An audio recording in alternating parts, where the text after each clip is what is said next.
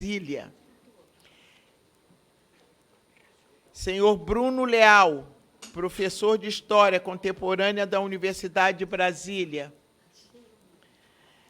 Senhora Luísa Cristina Fonseca, subprocuradora-geral do Ministério Público Federal.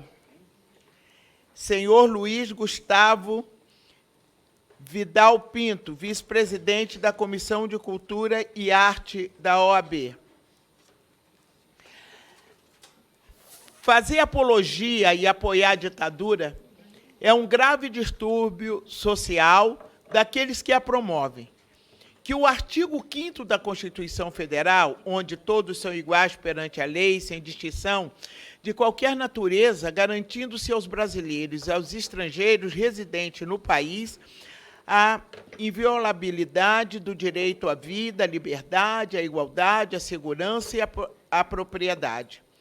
Seja um princípio enaltecido e tratado como prioridade para o desenvolvimento da civilização humana. Assistimos, a partir do golpe de 2016, somada à multiplicação das fake news, uma série de pregações propondo rupturas institucionais, grupos organizados bravejando o retorno da intervenção militar, incentivam a ditadura, a ruptura dos três poderes, ignorando a Carta Magna deste país, que é a nossa Constituição Federal de 1988. Em 18 de novembro de 2011, foi sancionada a Lei nº 12.528, que cria, no âmbito da Casa Civil da Presidência da República, a Comissão Nacional da Verdade, com a finalidade de examinar e esclarecer as graves violações de direitos humanos praticadas no período de setembro de 1946 a outubro de 1988, a fim de efetivar o direito à memória e à verdade histórica e promover a reconciliação nacional. Importante reforçarmos aqui que, sem os direitos humanos e o respeito entre os poderes e a sociedade, viveremos na barbárie. Ditadura, nunca mais. Nesse momento, quero cumprimentar a todos os palestrantes, dar o bom-vindo, as boas-vindas e convidar para presidir a sessão, né, o proponente desta sessão. Então, por favor, deputado Túlio Gadelha, para presidir os trabalhos dessa audiência.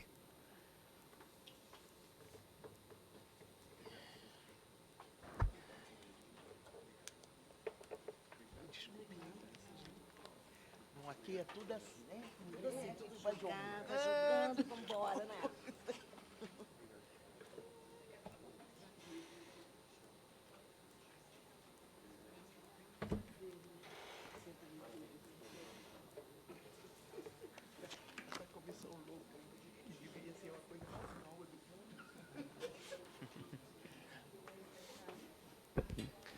Bem, senhoras e senhores presentes, agradeço a presença de todos, tenho aceito o convite dessa comissão para a gente debater um tema de tanta relevância para a sociedade brasileira, como a discussão sobre apologia à ditadura.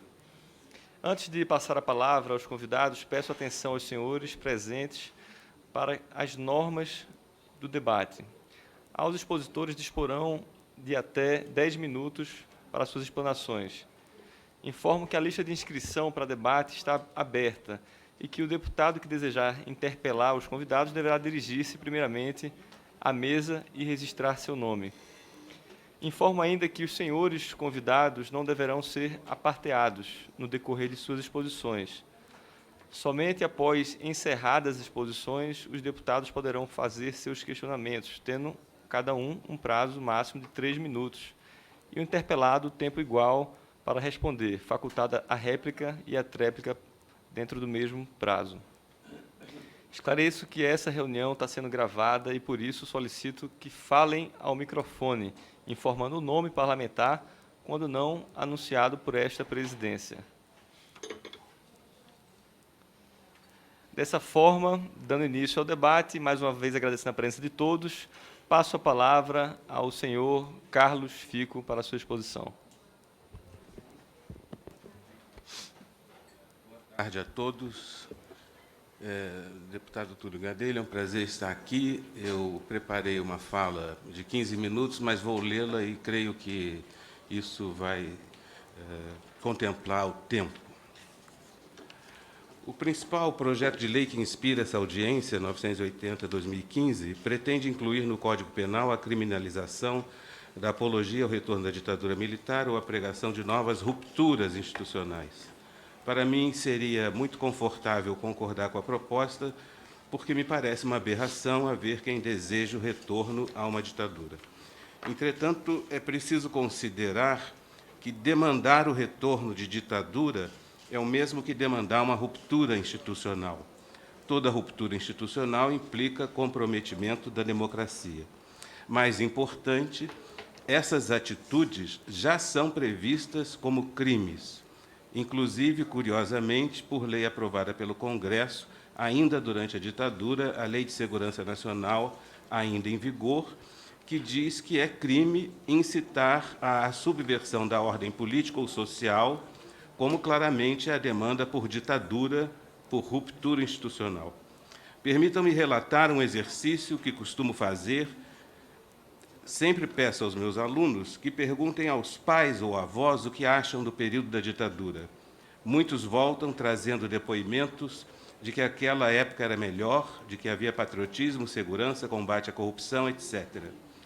Ao contrário do caso argentino, cuja ditadura foi brutal, os militares brasileiros procuraram ocultar a violência, a repressão, a tortura e os assassinatos por meio de censura sistemática e de propaganda política, que foram muito eficazes, a censura e a propaganda. Metade das proibições determinadas pela censura da imprensa dizia respeito diretamente a confrontos entre a repressão e opositores do regime. A propaganda política vendia a imagem de um país harmônico, que vai para frente, com crescimento econômico, ninguém segura o Brasil. Ela falava de participação e amor no período de repressão mais intensa e brutal. A censura e a propaganda serviram para ocultar a repressão. A ausência de visibilidade da violência impediu que se constituísse no Brasil uma memória traumática sobre a ditadura, tal como se deu na Argentina.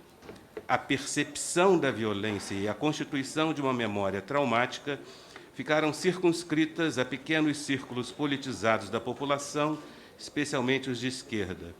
É fato também que a memória benevolente relatada por meus alunos igualmente se deve ao período do chamado milagre brasileiro, fase de acelerado crescimento do PIB. Levanto essas questões porque me parece que há grande diferença entre fazer proselitismo em favor de ruptura institucional e a defesa de interpretações históricas, mesmo que claramente equivocadas. O proselitismo é criminoso, a defesa de pontos de vista, não. Interpretações divergentes sobre a ditadura são frequentes. Por exemplo, há quem diga que houve um lado bom na ditadura, referindo-se às melhorias na infraestrutura brasileira, esquecendo-se, porém, de que o mesmo teria ocorrido sob democracia, haja vista as condições internacionais favoráveis. Aliás, houve outras fases de acelerado crescimento econômico no período democrático anterior ao golpe. Há também quem garanta que não havia corrupção, esquecendo-se de que a censura impedia que se conhecessem os numerosos casos havidos na época. Até mesmo a periodização é controversa. Há quem sustente que a ditadura só começou com o AI-5 em 68, e há quem garanta que, após a extinção do ato em 79, não se pode falar propriamente em ditadura. Portanto, há grande diferença entre fazer uma avaliação benevolente daquele período, mesmo que não amparada em evidências empíricas, e advogar o retorno à ditadura. Essas cautelas que apresento nada têm a ver com leniência em relação a crimes já tipificados, como é o caso da apologia da violência ou da tortura, a difamação ou a injúria. Dizem respeito apenas ao fato de que é bastante complicada a consideração da memória coletiva como interesse protegido, porque sempre haverá uma disputa de memória. Vejam esse episódio. No ano passado, no programa da Miriam Leitão, eu disse que a eleição de Castelo Branco pelo Congresso em 64 fora simples formalidade porque o parlamento atuou pressionado em função das cassações. Outro professor, também presente, contestou-me, dizendo que na eleição de Castelo ainda não tinha havido cassações. Ele estava genuinamente convencido disso, embora o ato do Comando Supremo da Revolução, que cassou 40 parlamentares, seja do dia 10 de abril, e a suposta eleição de Castelo tenha se dado no dia seguinte. Há muitos exemplos de construção de memórias confortáveis que não obedecem a propósitos criminosos ou inconfessáveis. Generais que viveram aquela época já me disseram que o AI-5 foi motivado pelo sequestro do embaixador norte-americano, quando, na verdade, o sequestro ocorreu depois do AI-5. Eles não estavam mentindo. A interpretação histórica e a memória sempre serão marcadas por grande pluralidade, diferentemente das leis criminais e dos julgamentos de crimes. Juízes de direito não devem se tornar árbitros da história. As pessoas devem ser processadas criminalmente pelo que fazem, não pelo que pensam. Muitos historiadores consideramos que a busca da verdade histórica, sempre difícil, não deve redundar em verdade oficial. Embora os projetos de lei que inspiram essa audiência não digam respeito ao problema da criminalização do negacionismo, guardam com ele alguma relação. A própria justificativa do PL 980/2015 menciona o nazismo e o fato de que o Brasil proíbe a divulgação de seus símbolos.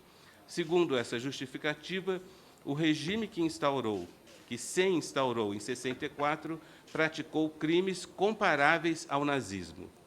Como todos sabemos, a criminalização do negacionismo em vários países decorreu do fato de que pessoas negaram a ocorrência do genocídio na Alemanha nazista, judeus, ciganos, outras populações, inclusive negando a existência das câmaras de gás. Isso ocorreu especialmente na própria Alemanha, mas também na França, Áustria, Bélgica e Itália. O Tribunal Europeu de Direitos Humanos considera o negacionismo um fenômeno profundamente destrutivo do tecido social. Em decorrência, mesmo países como Portugal decidiram criminalizar a negação de crimes de guerra ou contra a paz e a humanidade. De fato, como muitos já disseram, a negação do Holocausto e de outros genocídios é algo abjeto. Algumas pessoas no Brasil chegam a negar a existência do golpe de 64 e da ditadura, mas em sentido distinto do negacionismo clássico sobre o Holocausto. O presidente do Supremo Tribunal Federal disse ano passado que preferia a expressão movimento de 64, em vez de golpe ou revolução, e o fez supostamente baseado nos trabalhos do historiador Daniel Arão Reis Filho, que, entretanto, nunca disse isso. É comum que pessoas digam que no Brasil não houve uma ditadura, mas um regime de exceção, como se isso fosse melhor. É fácil contestar essas visões, porque houve, de fato, um golpe de Estado clássico, bem como uma ditadura. Todas as características do golpe e da ditadura são amplamente comprovadas por documentos oficiais do próprio regime, inclusive a suspensão de habeas corpus, a criação de polícia política clandestina que praticava tortura e assassinato político, cassações de mandatos, suspensões de direitos políticos, proibições de eleições diretas, etc. Assim, os que negam a ocorrência do golpe de Estado de 64 e da ditadura que se seguiu, o fazem ou por ignorância ou por interesses inconfessáveis. Entretanto, me parece que não estão imbuídos das mesmas motivações que caracterizam o negacionismo clássico do Holocausto e outros genocídios. Penso que interpretações divergentes não são passíveis de punição. Por outro lado, creio que devem ser criminalizados e punidas as afirmações que prejudicam os interesses ou direitos de alguém ou de um grupo. Para que uma sanção criminal seja justificada, A afirmação deve estar associada ao incitamento ao ódio ou à violência. Como ocorre nos tribunais norte-americanos, devem ser punidos os discursos capazes de incitar ou produzir ações ilegais, como a violência. Desse modo, quando o então deputado Jair Bolsonaro Mais 2 disse minutos. que o erro da ditadura, já me aproximo do final, foi torturar e não matar, ou que no período da ditadura deviam ter fuzilado uns 30 mil, quer me parecer que houve crime. Do mesmo modo, quando o atual presidente da República alega conhecer as circunstâncias do assassinato de Felipe Augusto de Santa Cruz Oliveira, parece-me que ele deveria revelá-las sob risco de incorrer em crime. Por outro lado, quando o presidente da República critica a Comissão da Verdade, mostra admiração por agentes da repressão ou minimiza investigações documentadas como balela, ele apenas reitera suas simpatias pela ditadura, como muitos o fazem. Permitam-me fazer 2 sugestões. A chamada justiça de transição busca não apenas a reparação de vítimas de violações de direitos humanos, mas também pretende valorizar o direito à memória e à verdade. Creio que, no plano cultural, objeto precípuo desta comissão, haveria muito o que fazer no Brasil. A ONU, por exemplo, estabeleceu o International Holocaust Remembrance Day, em função de, no dia 27 de janeiro de 1945, terem sido liberados prisioneiros de Auschwitz. Nesse dia, realizam-se eventos sobre o tema, como um convite à reflexão. Algo assemelhado poderia ser adotado no Brasil. Muitas datas poderiam ser cogitadas para instituir-se um Dia da Memória sobre a ditadura no Brasil. Um Dia da Memória nos ajudaria a ampliar a compreensão sobre a última ditadura brasileira. Questões controvertidas poderiam ser pensadas para além dos muros da academia. Por exemplo, por que tantos apoiaram o golpe de 64? Por que o confronto entre a chamada luta armada e a repressão tornou-se fato emblemático daquele período? Por que muitas pessoas comuns que não eram da esquerda, mas foram vítimas da repressão, desconhecem até hoje sua própria condição de vítimas? Segunda e última sugestão, referida à temática da cultura, diz respeito aos documentos produzidos naquela época. Ter acesso aos documentos outrora secretos da ditadura foi uma conquista paulatina que demandou muitos esforços, até a Lei de Acesso à Informação. Desse modo, seria muito importante que o Congresso Nacional conseguisse fortalecer iniciativas de acesso, digitalização e divulgação dos documentos da ditadura militar, apoiando, sobretudo, o Arquivo Nacional, que conta com o projeto Memórias Reveladas, no momento, infelizmente, sem maior dinamismo. O convite à sociedade para que reflita sobre aquele tempo e a divulgação ampla de documentos parecem-me formas muito eficazes de combater o desconhecimento e desnudar as falácias dos enganadores ou dos simples ignorantes. Obrigado. Bom. Agradeço a explanação do nosso amigo historiador Carlos Chico. Aproveito para saudar as parlamentares presentes, deputada Áurea, deputada Benedita, presidente dessa comissão, o deputado também presente aqui, filósofo e cicloativista, Gora Nartardi, está ali atrás, deputado pelo PDT do Paraná. Seja bem-vindo, Gora, também à audiência. Dando continuidade, agora passamos a palavra à senhora Eneá Stutz e Almeida, professora adjunta da Faculdade de Direito da Universidade de Brasília e especialista na temática dos direitos humanos e justiça de transição. Por favor. Muito obrigada, deputado. Boa tarde a todas e todos. Eu também produzi um texto para não fugir do tempo e acredito que vou conseguir tentar contribuir com essa discussão dentro dos 10 minutos. Nós vivemos num contexto que alguns chamam de pós-verdade, no qual costuma-se relativizar todas as afirmações. Um bom exemplo é esta falsa controvérsia sobre se houve ou não um estado de exceção no Brasil, a partir de 1964, ou seja, se houve ou não uma ditadura no Brasil. E aqui eu não vou adjetivar se foi militar, se foi civil-militar, para não entrar no mérito dessa discussão, que é uma outra discussão. E acho que é curioso, embora entenda que, ainda bem, é que não há a mesma falsa controvérsia sobre se é bom ou se é ruim ter havido uma ditadura. Nesse caso, nós temos um consenso no Brasil, ainda bem. Há um consenso para afirmar que todas as ditaduras são ruins, pelo menos na maior parte da opinião pública brasileira.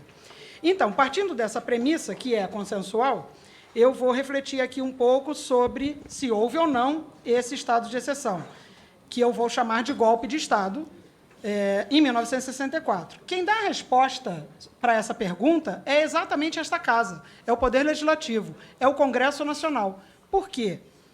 Porque houve, a resposta é afirmativa, houve um golpe de Estado em 1964, e eu falo isso a partir da minha praia, digamos assim, que é a área do direito, porque o próprio Congresso Nacional, no dia 29 de novembro de 2013, publicou no Diário Oficial da União uma afirmação de que a sessão do dia 2 de abril de 64 era nula de pleno direito. Ou seja, houve uma sessão deliberativa no Congresso Nacional e houve uma publicação no Diário Oficial da União, nesta data, 29 de novembro de 2013, tornando nula de pleno direito a sessão do dia 2 de abril de 64, que foi exatamente a sessão que declarou vaga a presidência da República. Ou seja, quem assumiu o poder executivo daí para frente, naquela oportunidade, no dia 2 de abril de 64, logo depois, a junta militar, né, estava usurpando o poder, ou seja, era um ditador, estava instalando no Brasil um estado de exceção, um golpe de Estado, com todas as letras e sem sombra de dúvida. Não foi nem uma revolução, pouco importa saber se havia algum clamor popular nesse sentido ou não, e que tamanho era esse clamor popular.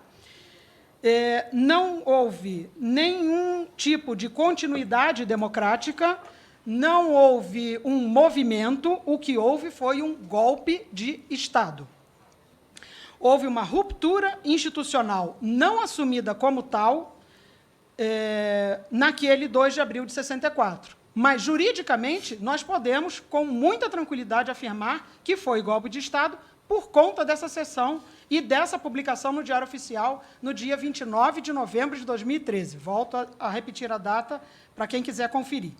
Aliás, quem quiser conferir a página do Diário Oficial, ela está disponível.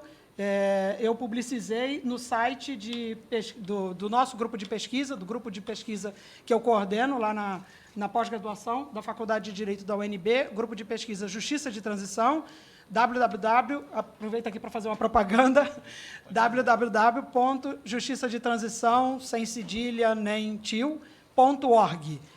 Lá nós temos um link em que eu coloquei esta página com a marcação fazendo destaque desta sessão deliberativa, tornando nula de pleno direito a sessão de 64. Então, como afirmar que isso é a verdade e não outra coisa? É essa afirmação que eu acabei de fazer e reiterar.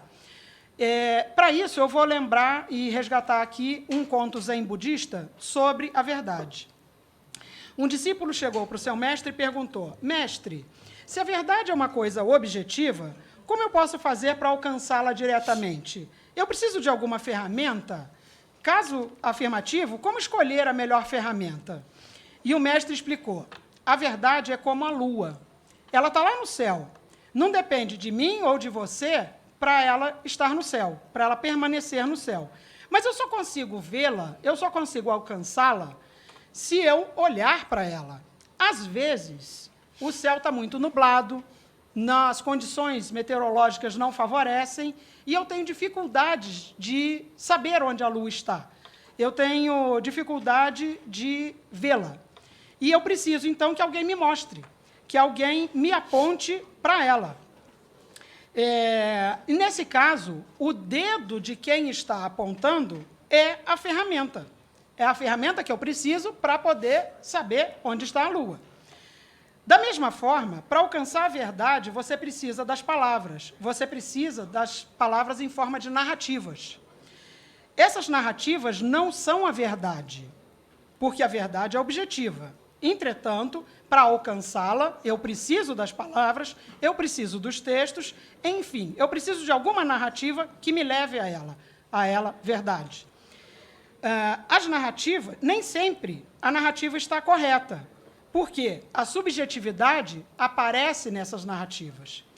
Então, muitas vezes a narrativa não está correta. Se ela não estiver correta, ela não vai me mostrar a verdade. As narrativas funcionam como o dedo. Se o dedo apontar para o lado errado, eu não vou ver a lua. Então, a ferramenta que eu estou usando é inadequada, não vai me levar a ver a lua, não vai me levar à verdade.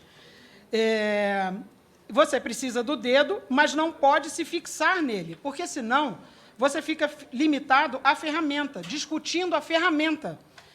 Perde o objetivo, que é a lua. Olhe para a lua e não para o dedo.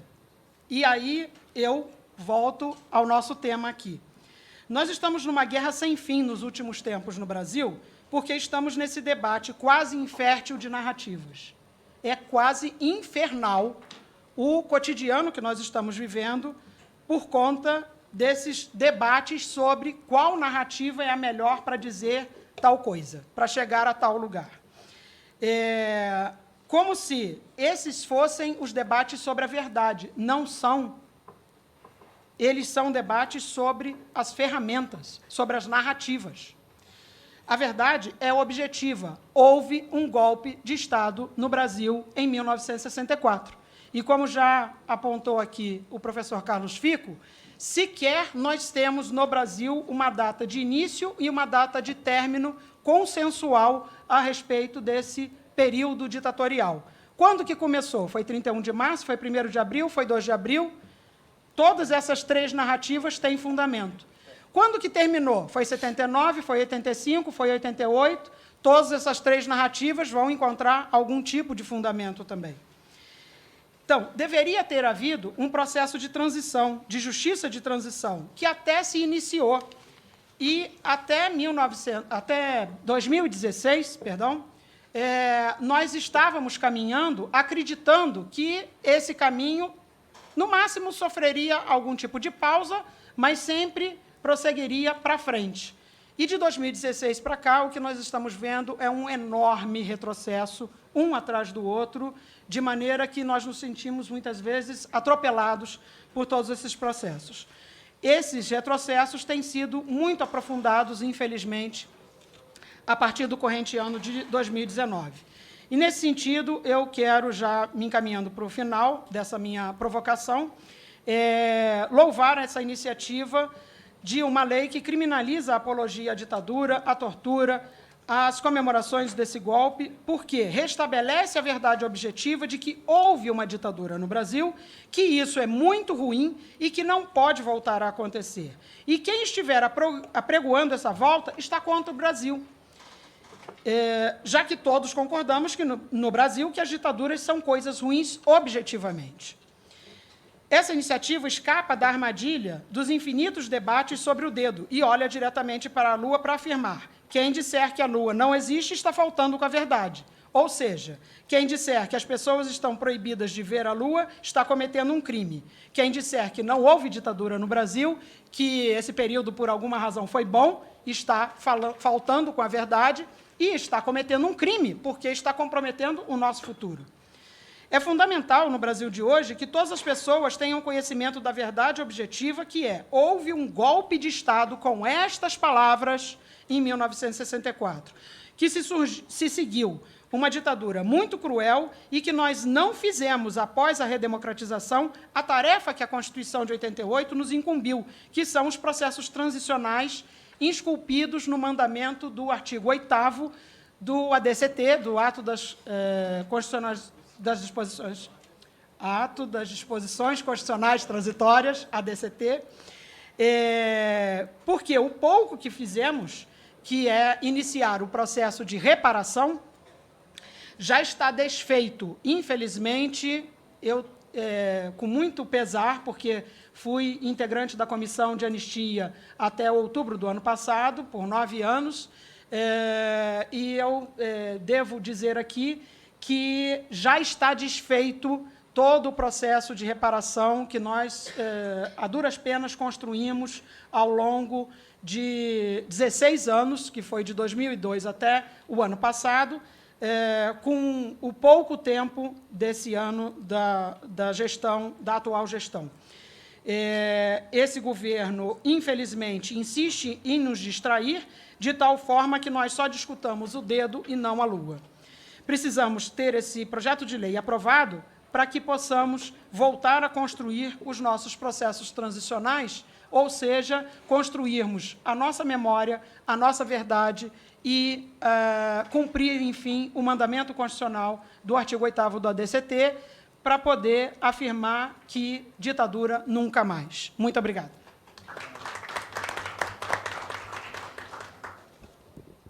Agradeço à professora Eneá pela belíssima exposição e pela clareza, né, com que traz e elucida esses fatos, e que, de fato, aqui não estamos discutindo sobre a verdade, né? Ela está clara, ela é objetiva, né? E justamente sobre as versões, os fatos, né, que tentam nos impor, né? E, bem, só trazendo esse tema, né, é muito preocupante essa discussão, porque hoje, inclusive, tivemos, por parte do guru do governo, o senhor Olavo de Carvalho, o escritor, né, onde ele diz que uma coisa pode levar, só uma coisa pode salvar o Brasil: uma união indissolúvel do povo, o presidente e forças armadas.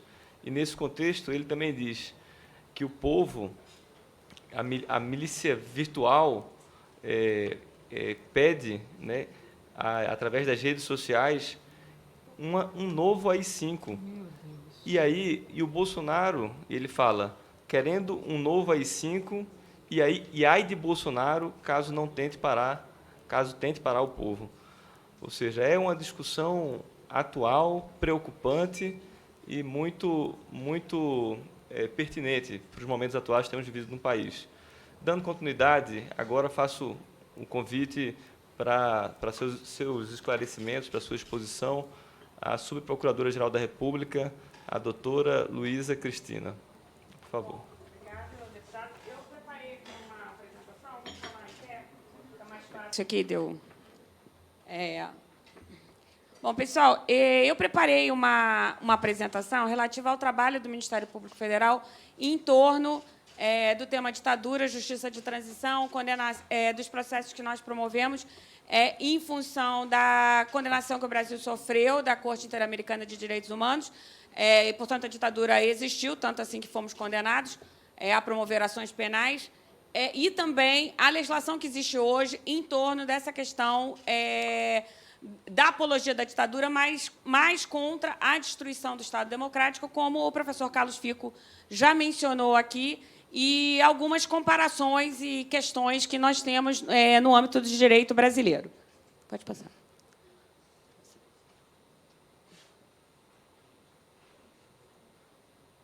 Bom, independente dessa discussão do término da ditadura, né, 1964 a 1984, ou 89, né, com a primeira eleição, com o retorno da eleição do presidente civil, mas é importante que nós, quando falamos de ditadura brasileira, em termos de direito, nós também temos que falar em justiça de transição. Justiça de transição não é uma invenção da cabeça do Brasil, justiça de transição é um termo da ONU. Quando a gente vê os filmes que falam dos julgamentos, dos primeiros julgamentos na Alemanha, da década de 50, da Corte de Frankfurt, que foram os primeiros julgamentos na Alemanha, feita por alemães, aquilo era justiça de transição, porque os primeiros julgamentos de crimes de guerra foram a Corte de Nuremberg e Tóquio, dos crimes cometidos pelo Japão, que foram julgados no Japão, em Tóquio, mas depois, já nos anos 50, a Alemanha realiza seus primeiros julgamentos, feitos por tribunais alemães, dos crimes cometidos contra a humanidade, relacionados especificamente à Shoah, ao genocídio de judeus, comunistas, homossexuais, ciganos, qualquer um que eles dissessem que não podiam sobreviver. A gente sabe também que essa lógica da justiça de transição ela é diferente em cada um dos países. A França, por exemplo, que cultuou uma história de resistência, também teve uma história de colaboracionismo muito forte e que também trabalhou essa questão de justiça de transição com várias das coisas que o professor Carlos Fico fala, com processos, com lugares de memória. Bom, no Brasil, a gente, essa questão, se a anistia havia anistiado a parte dos processos penais ou não, a anistia, em 1979, ela é uma anistia para aqueles que estavam exilados. A razão da lei da anistia é o retorno dos exilados, aqueles que haviam sido expulsos do país, e aí se discute se haviam sido anistiados todos os atos cometidos pelo Estado e também, eventualmente, por aqueles que tinham participado da luta armada. Lembrando que quem participou da luta armada ou quem participou de grupos armados em assaltos a bancos foram processados. As pessoas foram presas, as pessoas foram processadas, tanto assim que a gente teve os processos no STM e tudo documentado no Brasil Nunca Mais. A ditadura existiu, o Brasil Nunca Mais documenta isso muito bem. Bem, a nossa primeira lógica da justiça de transição ela foi uma lógica de indenização.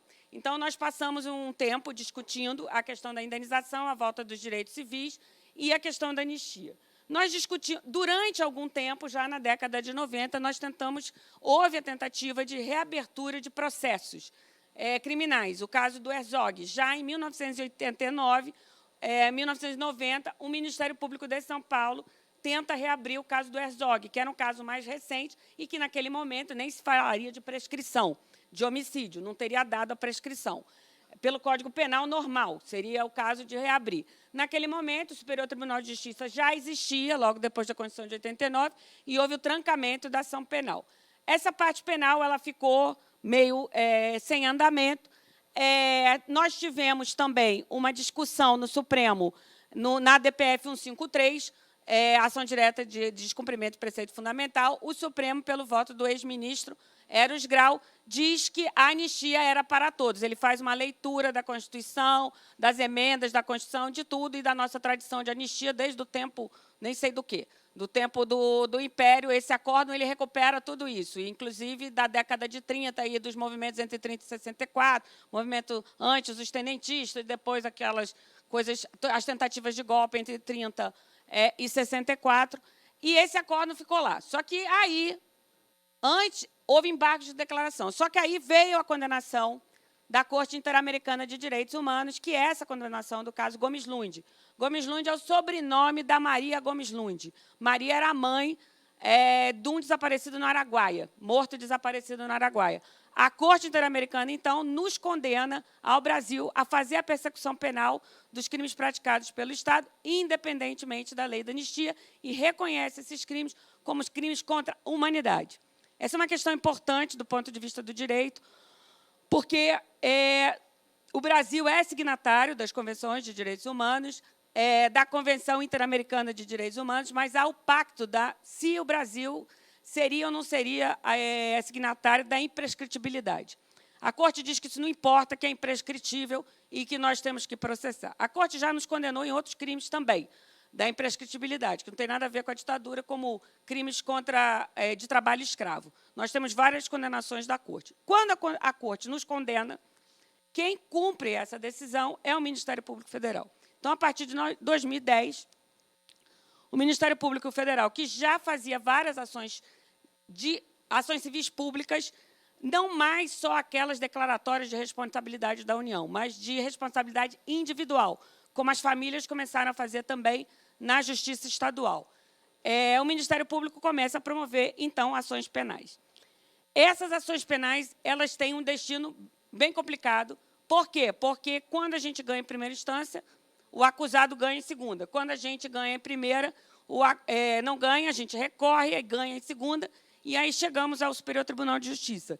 Porque o Superior Tribunal de Justiça acaba fazendo uma leitura ou o próprio Supremo, em habeas corpus, a partir da sua própria decisão.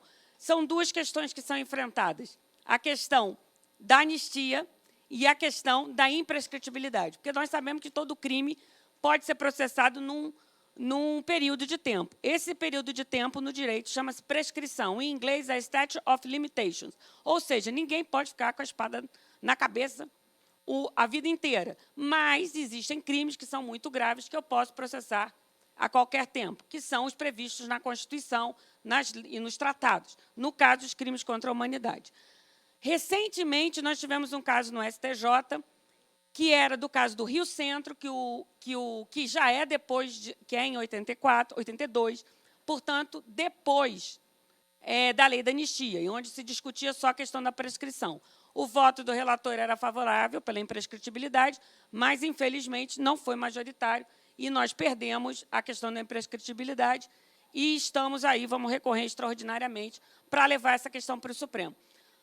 O Supremo tem posições, é importante dizer que nos casos em que ele julgou extradições para o Uruguai e para a Argentina, ele afastou a questão da prescrição. Por que isso é importante? Porque o Brasil, você só pode extraditar se aquele tipo de crime é crime no Brasil mesmo e se não está prescrito.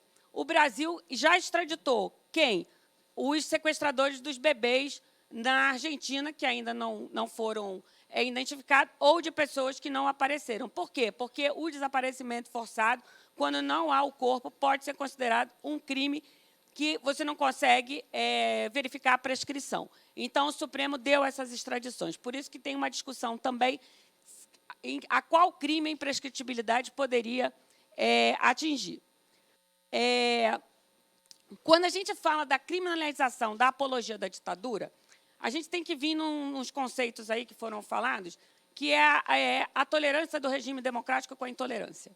Quer dizer, o regime democrático ele garante a liberdade de expressão, mas essa liberdade de expressão não pode ir até o momento que aquele que usa a liberdade de expressão decide ou propugna a própria destruição do Estado Democrático de Direito. Isso é analisado na ciência política. Nós temos duas teorias, basicamente duas escolas jurídicas.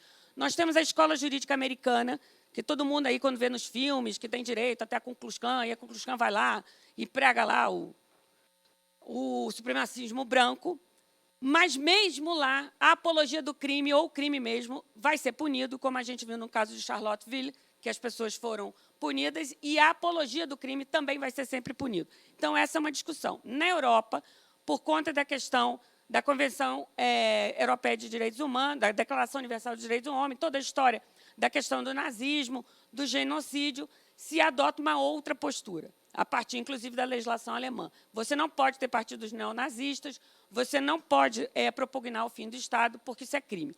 E você não pode negar o Holocausto. Então, recentemente, inclusive, houve uma decisão, mais uma, da Corte Europeia de Direitos Humanos, falando do negacionismo, né, que é a expressão que a gente usa quando a gente diz não houve, que é diferente daquilo. No tempo da ditadura era bom.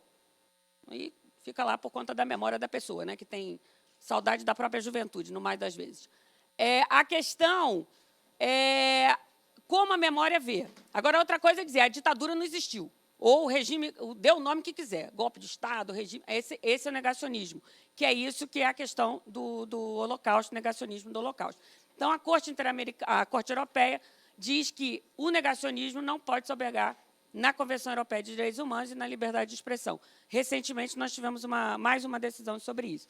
No Brasil, isso foi apreciado quando o Supremo julgou esse HC aí, que é o 82424, que é o famoso caso Erlang, que é quando, inclusive, o Supremo diz que o antissemitismo é uma forma de racismo e, portanto, o livro que o Erlang tinha produzido não podia ser publicado porque era uma forma de negacionismo do Holocausto e ele estava praticando, então, o racismo, porque ele estava processado por racismo. Pode passar. Bem, a nossa legislação, como o professor Carlos Fico falou, ele já prevê alguns tipos de crime. E são crimes que punem não a liberdade de expressão, mas a própria atuação para a questão da destruição do Estado Democrático de Direito. Então, o que é importante é a pessoa não pode se utilizar da liberdade de expressão para pregar a própria destruição do Estado Democrático de Direito, aonde não tem liberdade de expressão, né? Porque seria uma incoerência.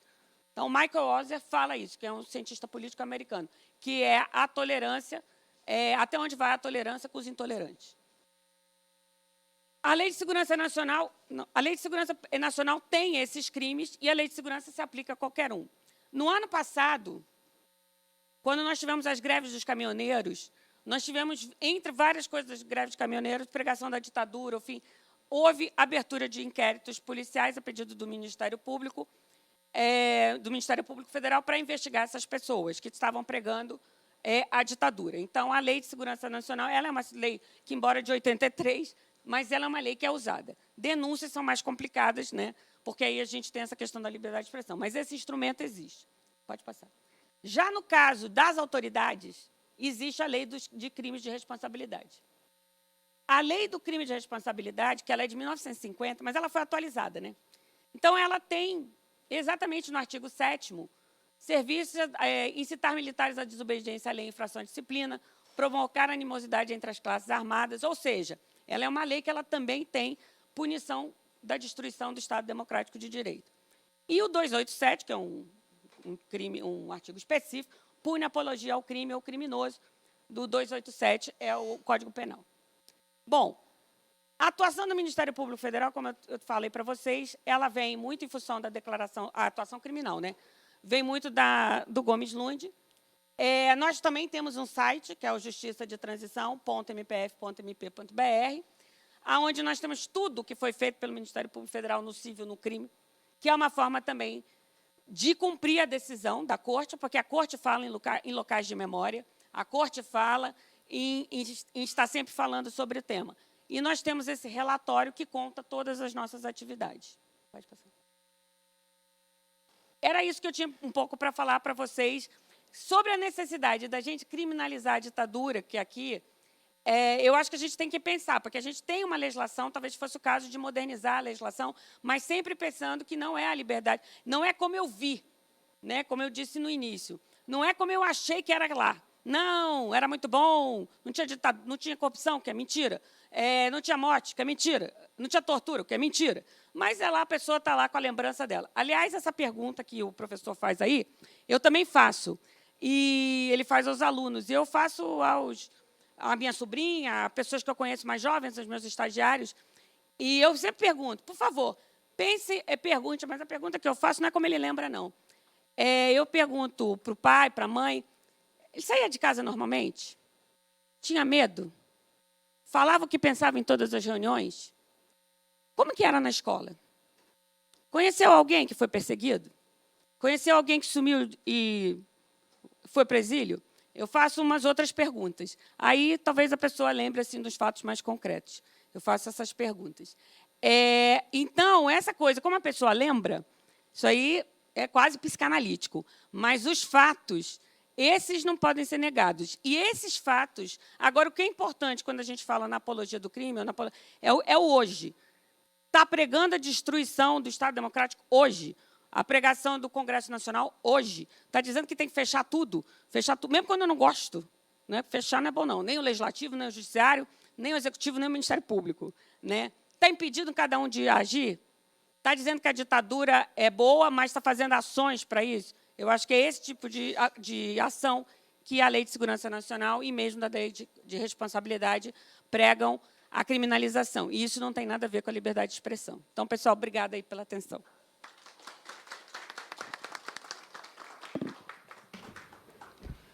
Nós agradecemos à Subprocuradora-Geral da República, a doutora Luísa Cristina, que também tem um compromisso com o horário, viu, Luísa? Fique à vontade, caso precise se retirar. Damos continuidade aqui, agora convidamos a senhora Márcia Maria Mendes Mota, professora do Departamento do Programa de Pós-Graduação em História da Universidade Federal Fluminense e presidente da Associação Nacional de História, ANPUH. Por favor. Boa tarde a todos. Eu gostaria de falar algumas poucas palavras, mas eu acho que elas são fundamentais, principalmente porque são ditas na condição de presidente da Associação Nacional de História. Talvez, obrigada. Em primeiro lugar, eu acho que boa parte dos historiadores e professores de história desse país estão hoje lutando para não se destruir o pouco que a gente já conseguiu, né? Isso tem significado um sofrimento enorme por parte dos professores diante da proliferação das mentiras e das falácias em relação ao nosso passado. E eu gostaria de chamar a atenção uma coisa. Os historiadores, eles dominam a mesma língua que todos nós, ou seja, a língua portuguesa. No entanto, as pessoas imaginam que entender um documento histórico é algo fácil.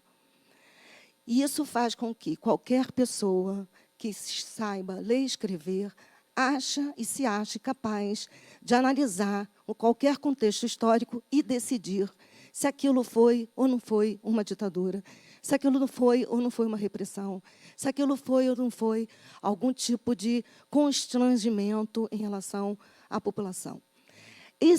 Essa característica é particularmente brasileira. Um descaso com o passado, um descaso com a profissão de historiador, um descaso sobre a produção de memórias para que não cometamos os mesmos erros.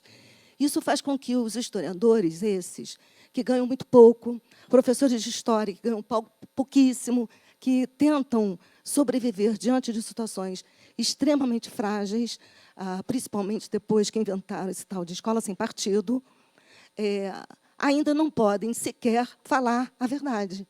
Quer dizer, não bastasse toda a tentativa de perseguir os professores ao falarem sobre o passado esse, que é o objeto de pesquisa do pesquisador, que é o objeto de pesquisa do investigador, eles ainda têm que controlar o discurso, porque alguém disse que aquele discurso não é verdadeiro. Então, a gente já está numa ditadura quando a gente vê que os professores do Brasil inteiro estão morrendo de medo de falar aquilo que eles aprenderam para tentar ensinar a esse povo que a ditadura é alguma coisa que a gente não deve desejar. E eu fico muito impressionada que esse presidente queira entrar na história dessa forma, porque a história não vai perdoar. Ele vai morrer, como todos nós, e daqui a alguns anos vai estar escrito lá que foi um homem que destruiu o pouco se conseguiu de história no país. Foi um homem que perseguiu professores que ganham R$1.200, R$1.400. Foi um homem que disse que a história não serve para nada. Foi um homem que disse que basta falar qualquer bobagem, que bobagem vira história. E a gente, cada vez mais, reconstrói. Eu já estou suficientemente velha para saber que todo mundo só tem uma vida e que a gente não vai mudar as coisas a curto prazo. O que me espanta é o retrocesso. O que me espanta é a velocidade do retrocesso e da tentativa de tentar destruir aqueles que têm menos poder. Não só os pobres, isso é óbvio, cada vez mais. Não só os negros, isso é óbvio, cada vez mais. Não só os índios, isso é óbvio, cada vez mais. Mas também os historiadores, aqueles que são chamados para explicar, ou para tentar explicar o passado de um país. Esses são considerados hoje figuras de quinta categoria. A gente não tem espaço para dizer, na mídia, as bobagens que cada um de vocês que defendem a ditadura falem, porque ninguém quer abrir um arquivo, ninguém quer cruzar as fontes, ninguém quer debater com outros historiadores, ninguém quer dialogar com os cientistas políticos. Inventa-se alguém, transforma-se alguém em líder, e esse líder passa a dizer que a ditadura não existiu. E isso se torna a fonte da verdade. É isso que eu acho que essa casa tem que deter. Porque se a gente não conseguir deter isso, tudo vai ser possível. Vai ser possível amanhã dizer que não houve escravidão. Aliás, já estão dizendo que ela foi tão mansinha que os índios, na verdade, não precisam estar lá, porque aquele espaço não deveria pertencer a eles. A gente vai alargando e esgarçando a possibilidade de reinventar o passado, mentindo o tempo todo. E os historiadores ficam reféns de uma situação em que eles não têm recursos para se defender e para defender a nação. Se a gente quer paz, se a gente não quer continuar lutando, se a gente quer construir uma nação minimamente digna, pelo menos a gente comece por respeitar o nosso passado. Em nenhuma democracia se destrói o passado, qualquer que seja ele. Quando a Alemanha se unificou e um filósofo tentou, um cientista político, não lembro mais, tentou dizer, num texto clássico chamado O Passado Não Quer Passar, clamando à população que esquecesse o nazismo, o holocausto, um filósofo chamado Habermas disse, não, Nós precisamos lembrar o passado mais duro, lembrar, construir centros de memória, porque se a gente consegue lembrar o passado mais difícil, é capaz de a gente construir um futuro mais generoso, né? Então, acho que o que a Associação Nacional de História está tentando é fazer o óbvio, é reiterar que essa categoria tão desprezada, de chamada historiadores, sabe o que diz. Não está inventando. Passamos anos e anos deslindando, esquadrinhando, analisando, cruzando documentos para dizer, infelizmente, para todos nós, houve ditadura. Infelizmente, para todos nós, houve tortura. Infelizmente, para todos nós, milhares de pessoas morreram e elas não precisavam ter morrido tão cedo. Se a gente conseguir fazer isso, já é um avanço enorme, porque isso vai significar que a gente talvez seja capaz de fazer uma nação um pouco melhor. Do jeito que está, da forma como a mentira solapa qualquer evidência histórica, é muito difícil acreditar que já não estamos em algum tipo de ditadura. E como a gente costuma dizer na Associação Nacional de História, que é a nossa máxima, a história em luta sempre diz: o conhecimento nos liberta, o sofrimento nos mobiliza e a empatia nos protege. Estamos em luta. Obrigada.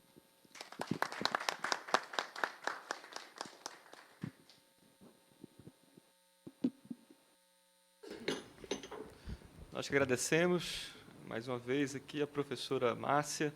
É muito importante essa reflexão, até porque não faltam museus, monumentos, não faltam memoriais em Berlim, na Alemanha, para relembrar e mostrar o que foi, de fato, o Holocausto, né? O que foi aquele período vivenciado, coisa que não temos no Brasil.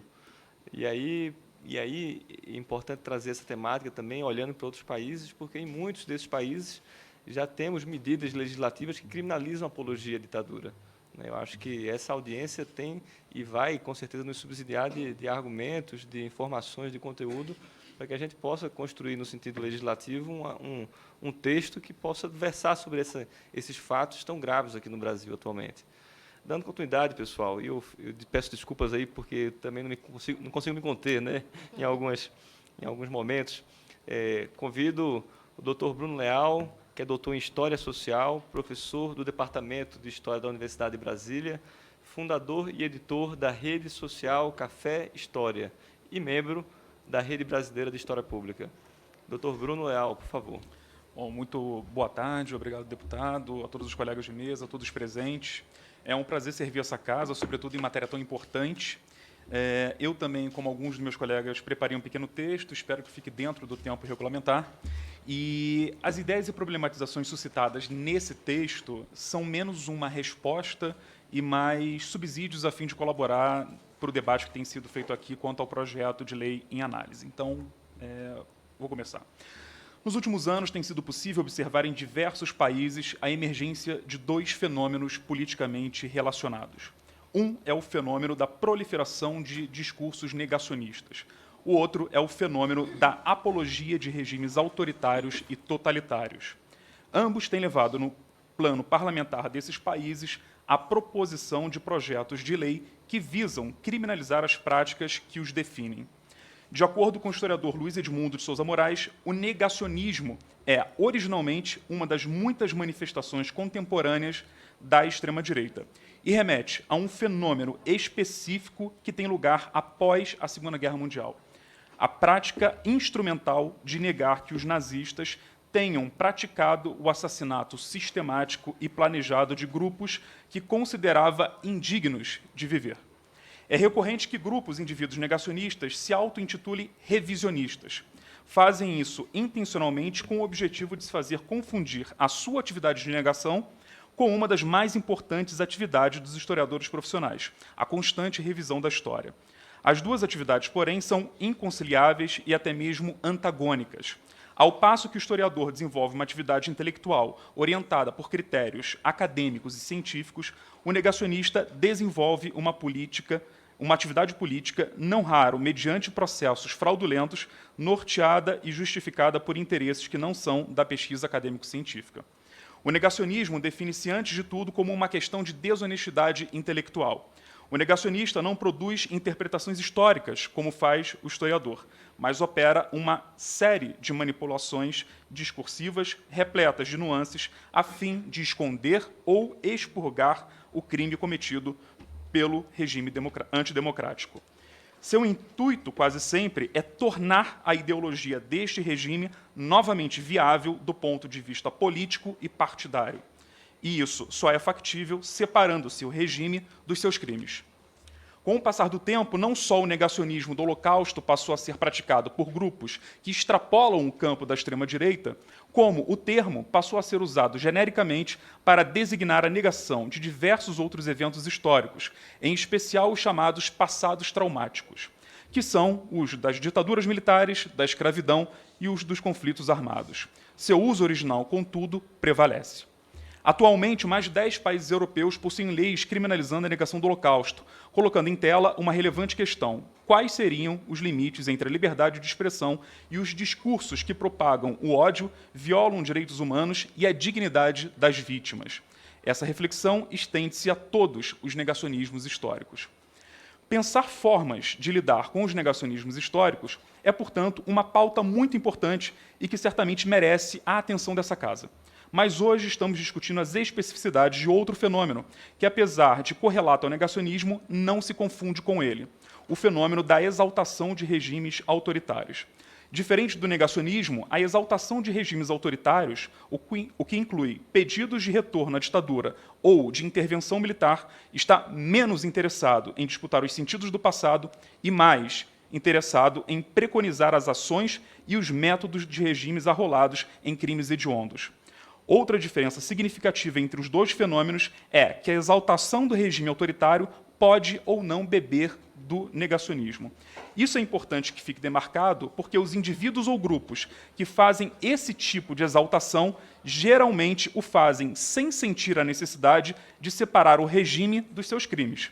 Na verdade, muitas vezes, não é apesar da violência e dos crimes cometidos por um regime autoritário que alguns exaltam esse passado, o que já seria suficientemente problemático. Mas é justamente a violência e os crimes do regime que os faz exaltá-lo. Nesse caso, a plena consciência dos fatos e não negação deles. O aumento no Brasil de discursos que glorificam a ditadura militar e os seus marcos autoritários tem levado à proposição de uma legislação punitiva. E no âmago deste debate tem-se recorrido sistematicamente à comparação com o caso da Alemanha, que atravessou no último meio século o legado de um passado totalitário. O fato de o país europeu ter combatido o espólio do nazismo por meio de normas legais tem sido apresentado como linha mestra a ser seguida em nosso país. Este é o caso, inclusive, do projeto de lei que hoje se discute aqui.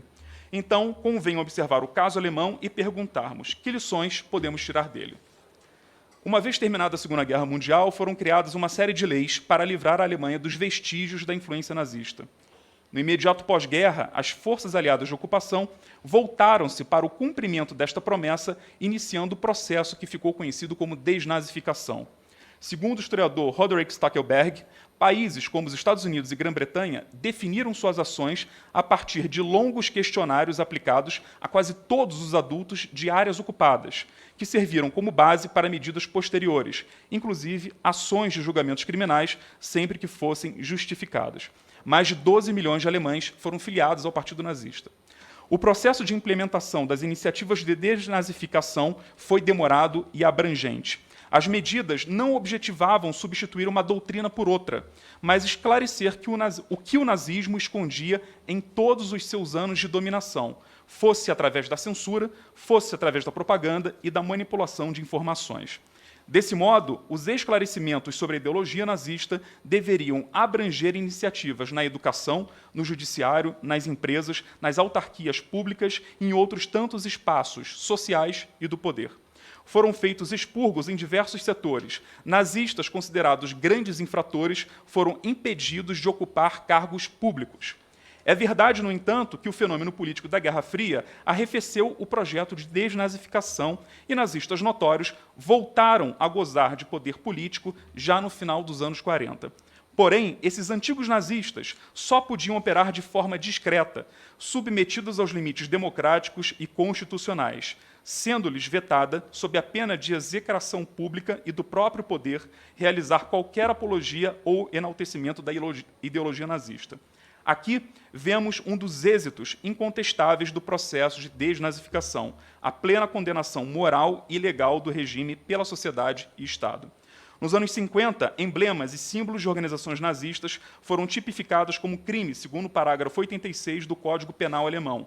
Distintivos, saudações, uniformes, slogans, canções e bandeiras nazistas foram expressamente proibidos, assim como todo e qualquer símbolo que pudesse ser confundido com os dos nazistas. A lista de elementos e de manifestações vetadas pela legislação alemã continuou aumentando até os anos 80. Em agosto de 2019, um parque de diversões em Lofingen, no sudoeste da Alemanha, fechou uma de suas principais atrações, chamada o Voo da Águia, porque o brinquedo perfazia o formato de suástica quando colocado em movimento. Posto isso, voltamos a nos perguntar: criminalizar a apologia ao regime militar, como os alemães criminalizaram o nazismo, e a apologia ao nazismo salvaguardaria a nossa ordem democrática e constitucional e o respeito às vítimas? A resposta não é fácil devido à diferença entre os casos. O regime totalitário na Alemanha provocou o surgimento de um simbolismo muito forte, relacionado a uma ideologia específica, que é o nazismo, profundamente racista e genocida, enraizada, como vimos, nas esferas política, social, econômica e cultural. Tamanho enraizamento, rechaçado inequivocadamente não só pelo Estado alemão no pós-guerra, que queria se ver livre da peste de nazista, mas também pela comunidade internacional, suscitou um movimento de expurgo imediato, sustentado tanto pelo Código Penal quanto por medidas na esfera da produção cultural e intelectual. No Brasil, diferentemente, esse simbolismo não ocorreu, não ao menos nesses termos e nessas proporções. A ditadura militar brasileira produziu um legado distinto do Terceiro Reich, sendo ela pensada, imaginada e representada a partir de ambiguidades persistentes que ela mesma produziu por meio de sua máquina de propaganda. A ideia de um golpe de Estado e de um regime ditatorial que seriam necessários e justificados por conta de uma defesa da democracia, do desenvolvimento e da família foi uma criação da própria ditadura. Essa criação resistiu ao fim do regime, sendo ainda hoje aceita por parte da sociedade e mesmo dentro das instituições do Estado, inclusive e especialmente em certos círculos das Forças Armadas. Isso coloca claros desafios para a penalização criminal proposta por projetos de lei como aqui em exame. Se na Alemanha o legado nazista precisou de amplas ações de esclarecimentos, tais iniciativas se pautaram em desconstruir os perpetuadores deste legado. Aqui, penso que também nossas ações precisam ser focadas nos nossos legados. O mais flagrante, claramente, é o autoritarismo, e na figura dos perpetuadores. Tão importante quanto a criminalização da apologia à ditadura, penso ser a desmistificação das ideias falseadas que por tanto tempo foram propagadas pelo regime militar. São elas, sobretudo, que precisamos observar, compreender e mudar. Leis que criminalizam pedidos de ruptura democráticas e constitucionais parecem-me fundamentais em qualquer democracia, mas levantam desafios. Será possível, por exemplo, mudar nomes de ruas, escolas, praças, bibliotecas, auditórios e outros espaços que rendem homenagens a generais e presidentes militares, inclusive dentro de locais militares? E considerando o passado de autoritarismo do Brasil, estas iniciativas se estenderiam a outros regimes autoritários de nossa história, como é o caso do Estado Novo? Por fim, ao se refletir sobre as possibilidades e riscos de uma lei que criminaliza o elogio ao passado ditatorial brasileiro, devemos obrigatoriamente refletir sobre a nossa justiça de transição, feita tardiamente e de forma incompleta, o que ocasionou continuidades de diversos tipos entre o período ditatorial e o período democrático. Diferente da Alemanha, no Brasil, muito em função de nossa lei da anistia, não ocorreram julgamentos, não se realizou expurgos, não se interditou postos no Estado a indivíduos comprometidos com crimes executados durante o regime de exceção e nem se tipificou claramente os crimes e os seus autores. É por isso, acredito, que os dispositivos já existentes na Constituição brasileira e no Código Penal, que tipificam como crime apologia à tortura e torturadores, nem sempre são eficazes quando se referem à ditadura. A isso soma-se o fato que o direito penal não pressupõe interpretação extensiva, sendo apenas crime aquilo que se encaixa na forma literal na descrição do Código. E aí, já encerrando minha fala, como historiador, ao invés de prescrever a melhor forma da lei, parece-me mais adequado apontar que, embora seja necessário criminalizar claramente todas as formas de apologia à tortura e aos torturadores, bem como os pedidos de rompimento democráticos, a força da lei sozinha dificilmente seria eficaz. Na Alemanha e em tantos outros países que resolveram enfrentar seus passados traumáticos, o estabelecimento de leis não foi suficiente. Ao meu ver, o recurso da lei pode ser um passo importante, assim como foi a norma que criminaliza o racismo no Brasil. Mas, tal como esta, é improvável que ela, isoladamente, tenha efetividade. Para ser eficaz, precisa ser acompanhada de uma política de memória mais ampla, que, pensando nas continuidades danosas das ideias autoritárias e da tentação que estas provocam, abarquem também os espaços educacionais, sociais e museológicos, entre outros, espaços esses fundamentais para o esclarecimento sobre as práticas criminosas do regime militar e para a desconstrução de um imaginário criado pela propaganda da ditadura militar, vivo e influente ainda hoje no nosso meio social. Obrigado.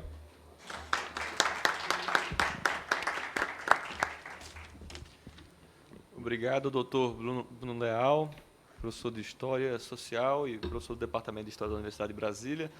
Dando continuidade aqui, nosso último orador, nosso último convidado nessa tarde de hoje, o vice-presidente da Comissão Especial de Cultura e Arte do Conselho Federal da OAB, doutor Luiz Gustavo Vidal Pinto. Boa tarde. Boa tarde, deputado Túlio Gardelha, deputada Benedita, demais membros. Também gostaria de fazer uma homenagem aos professores aqui, né? Ontem, dia dos professores. Muito importante essas considerações históricas. Unânime, é uma mesa unânime, eu vejo isso, né? Então, eu vou ser bem breve, né? Fiel às suas origens históricas, obviamente, o OAB é pela defesa do Estado Democrático de Direito. Vale lembrar a 7ª Conferência Nacional dos Advogados, ocorrida em 78, onde o OAB levantou a bandeira em Curitiba, no Teatro Guaíra, sob a batuta do presidente Raimundo Faoro e o presidente da seccional Eduardo Rocha Virmão, do qual eu fui estagiário, inclusive, e me recordo muito bem aquela conferência, aquela foto, os advogados participando, e ali foi dado o primeiro grande passo para combater. Então, não pode ser diferente.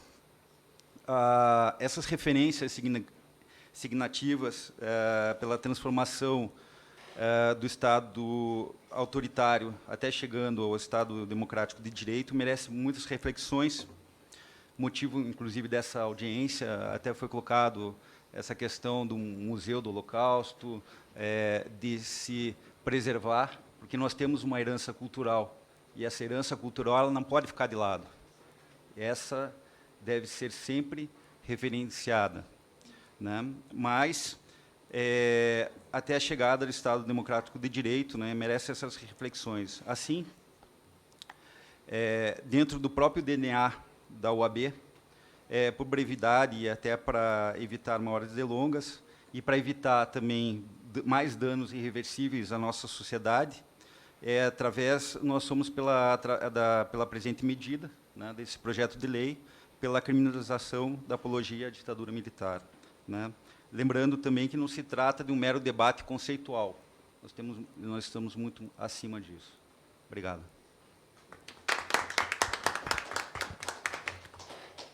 Aproveitando a fala do doutor Luiz, inclusive que vem representando a OAB, venho aqui, em nome desta Comissão de Cultura, com permissão da presidente Benedita, estender nossa solidariedade ao atual presidente da OAB, que tem sido vítima de ataque de forma absurda, né, representado aí pelo presidente presidente da República e representando o Poder Executivo, Jair Messias Bolsonaro. E Felipe, que foi filho de um exilado, torturado, e que, bem, sua história já diz muito sobre ele e sobre sua família. Dando continuidade, pessoal, agora vamos abrir aqui a palavra aos parlamentares inscritos.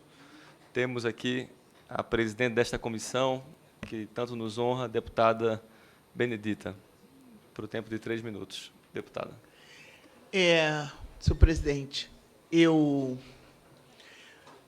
ouvi atentamente e fiquei muito tocada, porque toda a tortura é ruim, muito ruim. mas o pensamento, o conhecimento está passando por um momento de tortura. E eu tenho uma pergunta para fazer, dado o fato de que se tem essa discussão se houve ou se não houve ditadura em 64. Bom, eu sei que houve. É nítido essa questão. E eu perguntaria, o golpe dado no Estado democrático de direito, mais recentemente com o impeachment da Dilma Rousseff, e o que nós estamos pós esse impeachment, nós não estamos vivendo um estado de exceção e não podemos dizer que existe já a caminho uma ditadura, porque os dados aqui colocados, as falas aqui feitas, e o que nós estamos vendo nos dias de hoje, nessa comissão, foram várias audiências, e todas elas são audiências assim fantásticas, né, do ponto de vista da informação também. Nós ficamos a perguntar, houve golpe ou não houve golpe? Nós ficamos a perguntar, está ou não havendo perseguição ideológica? As pessoas estão ou não estão com medo? Não existe, assim, um certo horror de ver essas coisas que estão acontecendo e a população levada, né, grande parte da população, a acreditar nessas coisas que aí estão, e isso impede de que elas se mobilizem. E nós, mais uma vez, defendendo bandeiras das quais não temos nenhuma certeza qual vai ser o nosso resultado, porque a proposta de se fechar Congresso está aí colocada, de fechar as outras instituições democráticas. Nós estamos ou não, né, vivendo um desdobramento do golpe? Eu penso que sim, mas gostaria de ouvi-los. Aí todos podem contribuir com essas minhas perguntas. Então, passo a palavra à mesa. Algum dos professores presentes gostariam de responder? Então, vamos lá. Pode seguir. Bom, vou só pedir para me avisar aí quando estiver encerrando os 3 minutos, porque esse é um assunto que, obviamente, mexe muito com as paixões, então, às vezes, a gente perde um pouco o freio, à medida aí do tempo, né? Eu vou tentar ser bem objetiva. Na verdade, nenhum desses processos, e aí vou me arvorar aqui na esfera dos historiadores com a devida vênia. Na verdade, nenhum desses processos históricos eles acontecem da noite para o dia. Eles são processos, né? Então, como um processo histórico, nós, obviamente, estamos vivendo processos de exceção. E processos de perseguição, eles são estampados todos os dias nos jornais, nas redes sociais, e, enfim. E cada um de nós tem, ou pessoalmente, ou de alguém próximo, alguma história para contar de alguma perseguição sofrida em razão da sua opinião ou do seu pensamento. Ou seja, crime de opinião. Aquilo que o professor Carlos Fico dizia que, enfim, foi um dos maiores objetos de criminalização na época da ditadura, que eram os crimes de opinião, né? Nós temos, inclusive, vários estudos catalogando isso, enfim, para não entrar muito nessa seara. Então, me parece que o momento que nós estamos vivendo ele é muito delicado, justamente porque ele está nos dando sinais de uma proximidade cada vez maior de um autoritarismo oficial de um estado de exceção. Quer dizer, pode vir a acontecer? Pode. As condições elas estão sendo dadas. Elas estão aparecendo sem muito freio, ou, pelo menos, as tentativas de frear, as reações, elas não estão sendo eficazes o suficiente para impedir ou para retroceder essa marcha dos acontecimentos. Ao contrário, elas têm até alimentado cada vez mais a sanha, a fúria, no sentido de caminhar para uma situação não desejada, de uma ruptura institucional. É extremamente perigoso quando a gente vê autoridades da República, e aí essas autoridades estão não só no Executivo, mas, infelizmente, nos 3 poderes, preconizando rupturas institucionais. Um dos pilares da justiça de transição são 4: a reparação, a memória e a verdade, a reforma das instituições e a persecução dos violadores de direitos humanos. Essa persecução dos violadores de direitos humanos, o Brasil não fez absolutamente nada a respeito. Não aconteceu no Brasil. A parte da reparação, que era a mais avançada, esse ano já retrocedeu a ponto da Comissão de Anistia ter as suas sessões, primeiro ser presidida por um militar e que chama os requerentes de terroristas. Então, assim, e se refere ao momento de 64 como revolução. Então, uma comissão de anistia que não reconhece que houve uma ditadura é uma contradição em termos, né? É uma coisa, assim, uma aberração institucional. Então, o processo de reparação, que estava avançado, retrocedeu.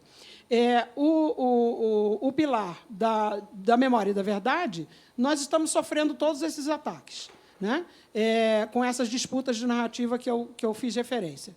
E o pilar da reforma das instituições também sempre foi muito fraco no Brasil. Sempre andou assim de maneira muito vagarosa, e o que nós temos visto hoje em dia, me parece, também retrocedendo. Então, me chama muito a atenção quando eu vejo em vários discursos de autoridades: as instituições estão funcionando, as instituições estão funcionando. Se precisa ficar afirmando toda hora que as instituições estão funcionando, é porque elas não estão, né? Então, e são as instituições que vão dar suporte ao Estado democrático de direito. Se elas estão sob ataque, nós temos aí sinais de perigo. Sinais não são nem amarelos, já são vermelhos, no sentido de que precisamos tomar providências. Me parece que esse projeto de lei é uma dessas iniciativas.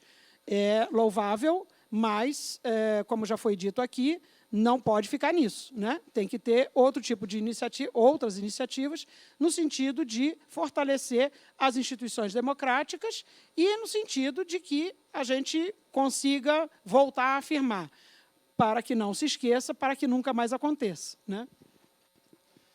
Agradeço, professora Neá. Agora, professora Márcia. Rapidinho. Eu não vou nem discutir se houve ou não houve golpe, porque eu acho que os historiadores, cientistas políticos, ainda vão debater durante algum tempo o que significou o impeachment, mas é um impeachment, o impeachment da Dilma. Agora, a sociedade brasileira é estruturalmente violenta, sempre foi, né? Então, esse é um elemento de continuidade na própria formação do Estado brasileiro. O que muda é que hoje a gente tem um presidente e a gente tem parlamentares que valorizam a violência. E essa valorização da violência é, para mim, um indício muito forte que encaminhamos para um regime autoritário. Um presidente que valoriza a violência e não a paz, que valoriza a querela e não a união, que valoriza alguns indivíduos contra a maioria, esse presidente nada mais quer do que instituir o autoritarismo. Se ele vai conseguir, não sabemos, mas que a gente vai lutar, isso com certeza. Obrigado, professora Márcia. Seguindo a ordem de inscrição, a deputada Érica Cocai, inscrita. Não, já está respondendo a pergunta da deputada Benedita. Agora, por 3 minutos, deputada Érica Cocai, que muito nos honra com a sua presença aqui. Obrigado. Bom, eu estava em outra audiência, Pública estava presidindo uma mesa que estava lidando com as questões de gênero, raça e acessibilidade na mobilidade urbana. Discutindo um pouco a cidade, que a cidade é uma cidade negada, uma cidade proibida. Não é verdade que nós tenhamos acesso à cidade. Não é? A cidade tem seus muros invisibilizados e, às vezes, não tão invisibilizados. E os espaços de construção coletiva, eles são espaços moídos, para que você não lide com o outro, não lide com a alteridade, não se construa enquanto sujeito coletivo passível de transformar, porque esse é um caráter inerente à nossa própria humanidade, a possibilidade de transformação a partir da condição de sujeito. E digo que, e por isso não pude estar aqui antes, mas eu queria parabenizar o deputado Túlio pela proposição e, ao mesmo tempo, pela realização da audiência pública. E por que digo isso? Porque, ainda que tenhamos estruturas extremamente violentas, e são estruturas de casas grandes e senzalas, que por si só carregam uma violência imensa, por muito tempo foi construído um imaginário, uma narrativa de que nós teríamos um país pacífico. E é um país onde havia democracia racial, onde havia a possibilidade de convivência. Se negou sempre que a convivência só era possível na anulação do outro. Enquanto as mulheres eram silenciadas, você não tinha tantas expressões, talvez, de violências que deixam marcas na pele e na alma.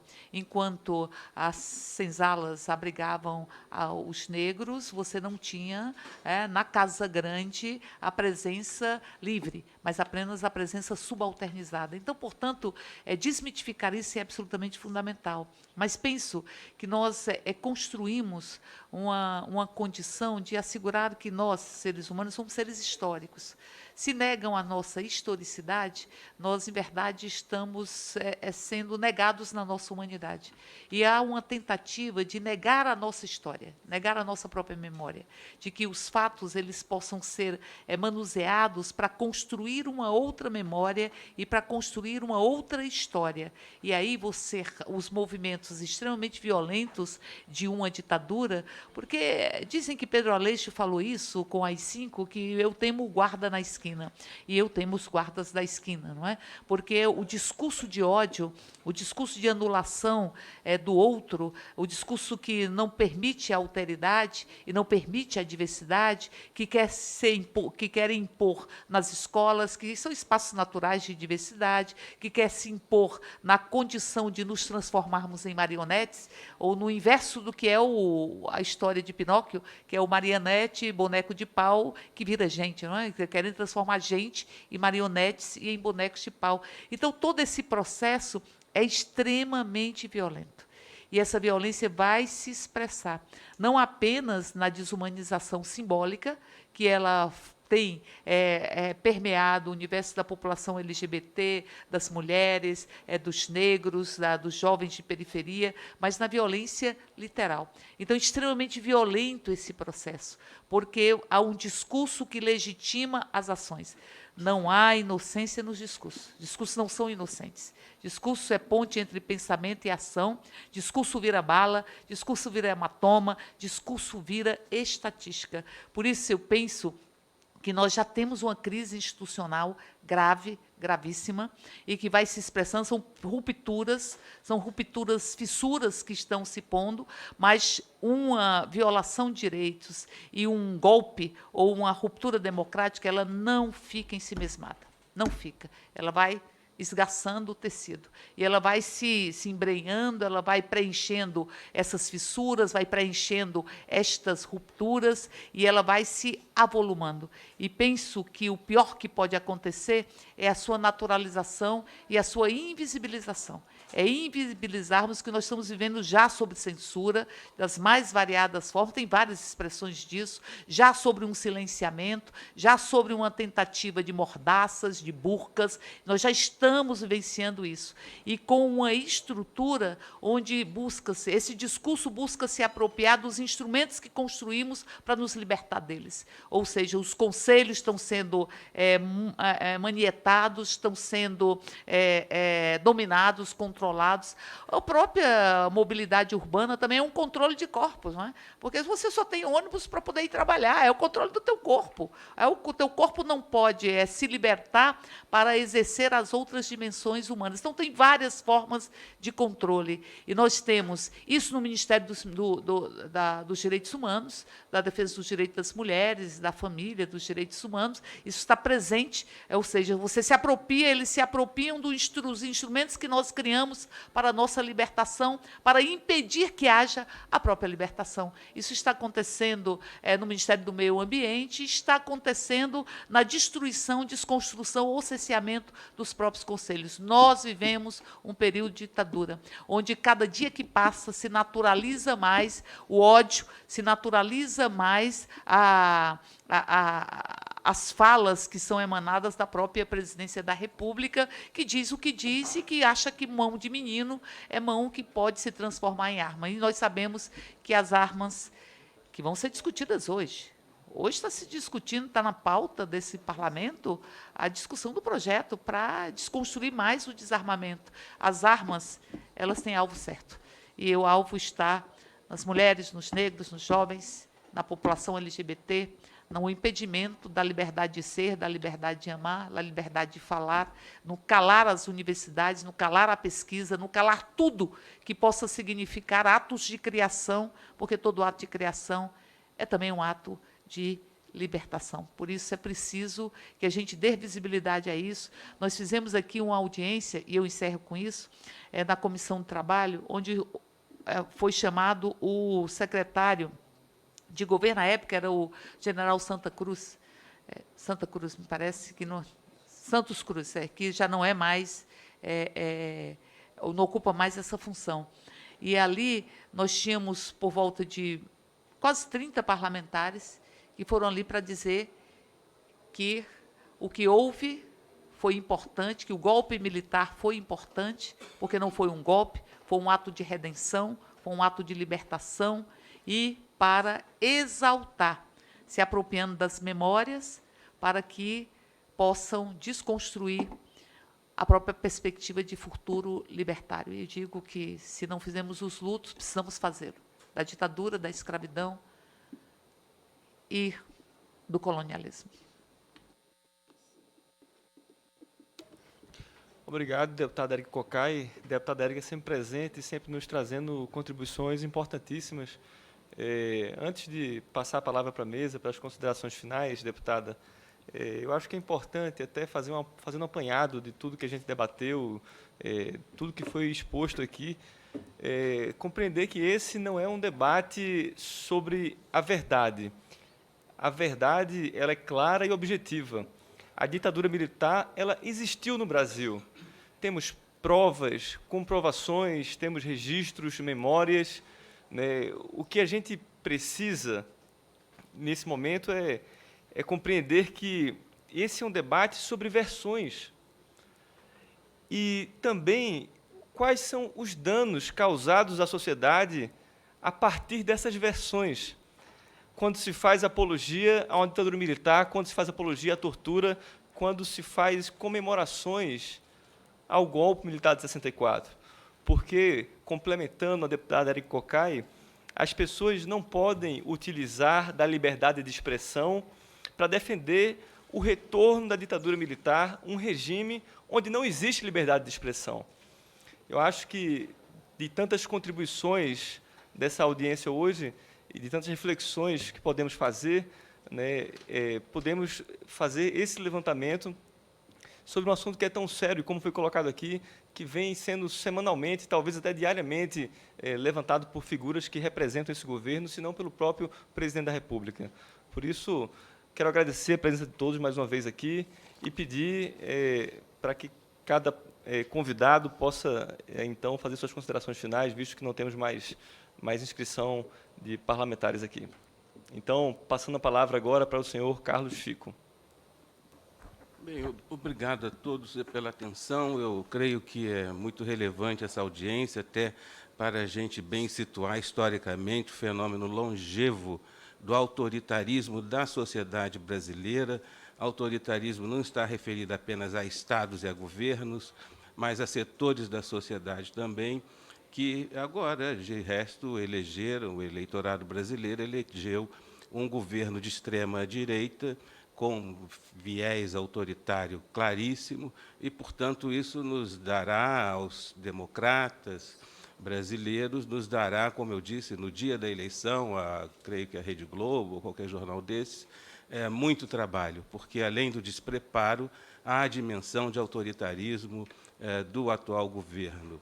E, portanto, dia a dia, nós temos que mobilizar o aparato institucional brasileiro, que foi tão duramente constituído a partir da Constituição de 88, e eu acho que isso é o que nos falta, mais do que novas leis, nos falta ânimo, falta à sociedade, falta aos setores democráticos mobilizar esse aparato institucional para criminalizar as declarações que sejam criminosas, para buscar reparação para as injúrias, as difamações, e se alguém se atrever, como eventualmente já houve, a sugerir a ruptura do Pacto Democrático Brasileiro, que evidentemente deva ser punido pela legislação brasileira. Desse modo é que eu acho que devem ser criminalizadas e punidas as afirmações que prejudicam os interesses ou direitos de alguém ou de um grupo.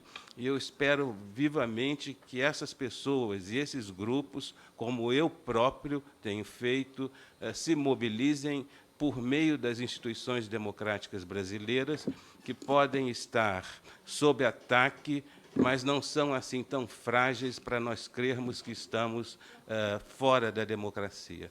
Eu acho que não há outro caminho senão esse, de criminalizar os criminosos com base na legislação existente, e não pensarmos na possibilidade de legislação dúbia que, eventualmente, incorra em prejuízo, não só para a liberdade de expressão, que a gente sabe que não é um direito absoluto, mas também para a interpretação histórica. A constituição de uma história oficial é ideologia. Hoje nós podemos falar de uma história construída nos últimos 30, 40, 50 anos, que é seguramente muito profissional e democrática. Mas não se esqueçam que a história anterior a essa fase, a história brasileira, foi constituída pelos vencedores até um certo momento. Hoje nós temos uma história que incorpora as populações pobres, que incorpora as perspectivas derrotadas, que incorpora aqueles que sofreram humilhações e vivem na pobreza. Mas não foi sempre assim. E não foi sempre assim porque havia uma história oficial. O risco de constituir uma história oficial, uma versão oficial da verdade histórica, mesmo que a partir de uma perspectiva muito louvável de defesa desse ou daquele ponto de vista atual, é sempre um risco muito grande. Então, a liberdade do conhecimento histórico tem muito a ver com a liberdade de expressão e com a possibilidade de cada indivíduo pensar o que quiser. Mesmo que esse pensamento nos agrida, nós devemos defender essa perspectiva, porque ela é constituidora da democracia. Eu quero defender a possibilidade de alguém dizer uma barbaridade diante de mim, até para que eu possa, como eu tenho feito sistematicamente, dizer, não, você está errado. E se estiver cometendo um crime, eu vou à justiça. Então, acho que isso é o que deve ser feito. Parabenizo o deputado Túlio Gadelha e o presidente da Comissão de Cultura, Benedita, por essa audiência, e agradeço a atenção de todos. Nós que agradecemos, professor Carlos Chico. Concedo agora a palavra à senhora Márcia Maria Menezes Mota. Eu vou ser rápida também, só queria muito agradecer ao Gadelha a chance de falar e dizer que, a despeito de tudo, a gente continua lutando, os historiadores já estão acostumados a perder, já perdemos muito, continuaremos a perder durante muitos anos, mas a verdade é que a gente tem como princípio, talvez como destino, como sina, tentar construir uma aproximação com a verdade daquele passado que a gente tem tanto tempo todo a apagar. E o mito do brasileiro dócil sempre foi um dos mitos mais consagrados na história do país. E talvez essa seja a razão pela qual hoje a gente se surpreende com a legitimidade que é dada daqueles que defendem a violência. Mas a gente está aí para continuar lutando, até porque não tem outro jeito, né? E o único alento que eu tenho é de saber que, daqui a alguns anos, o presidente da República vai estar nos livros de história como uma pessoa que impulsionou não o desenvolvimento, não a generosidade, não o crescimento do país, mas ele impulsionou o ódio. Que fim horrível. Obrigada.